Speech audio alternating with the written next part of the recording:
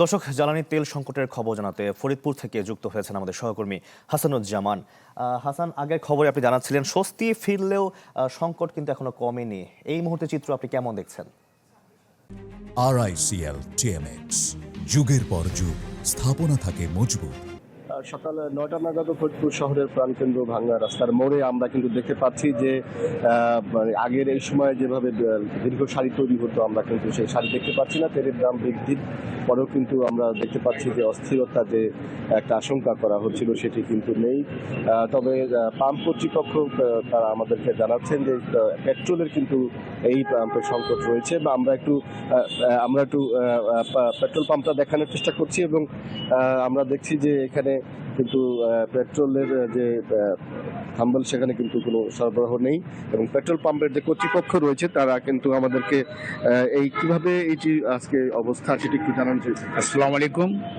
আমাদের আগের চেয়ে এখন বর্তমান চাপ কম এবং সীমিতভাবে মানুষ আসতেছে এবং তেলের কোনো সংকট নাই আপাতত, এবং আমাদের যেমন আজকে গাড়ি যাবে আবার মাল আসবে।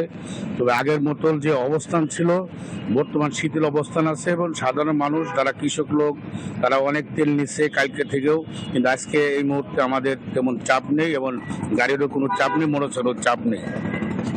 আমরা তাদের কাছে শুনলাম যে চাপ নেই, তবে আমি পেট্রোল পাম্প কর্তৃপক্ষ এবং যারা ডিপো থেকে তেল দেয় ফরিদপুর অঞ্চলের একটি বড় সাপ্লায়ার হচ্ছে মেঘনা পেট্রোলিয়াম খুলনার, সেখান থেকে যে তালিকা আমাদের হাতে এসেছে সেখানে আমরা দেখছি যে মাত্র 9,500 আমাদের অকটেন দেওয়া হয়েছে, পেট্রোল দেওয়া হয়েছে 18,000 লিটার, এবং সেখানে ডিজেল দেওয়া হয়েছে সর্বোচ্চ 73,000 লিটার। এই রেশিও থেকে আমরা বুঝতে পারি যে আসলে কিন্তু ডিজেলের চাহিদা বেশি থাকা কৃষকের জন্য ডিজেল যেহেতু এই মুহূর্তে প্রয়োজন, সরকার ডিজেলের প্রতি বেশি দৃষ্টি দিচ্ছে, এবং থ্রি হুইলার অনেক যানবাহন কিন্তু ডিজেলে চলে, যে কারণে ডিজেলের মাধ্যমে একটি বড় অংশের সংকট কিন্তু সমাধানের দিকে যাচ্ছে। কিন্তু পেট্রোল এবং অকটেনের যে দুষ্প্রাপ্যতা এখন আমরা মাঠে লক্ষ্য করছি, সেটির কারণে কিন্তু ছোট যানবাহনগুলো অনেকেই কিন্তু ভোগান্তির শিকার হচ্ছে। আমরা অন্যান্য পেট্রোল পাম্পে খবর নিয়ে দেখেছি সেখানেও অকটেনের স্বল্পতা রয়েছে, এবং এই পাম্পটিতে পেট্রোল একেবারেই নেই বলে তারা আমাদেরকে জানিয়েছেন।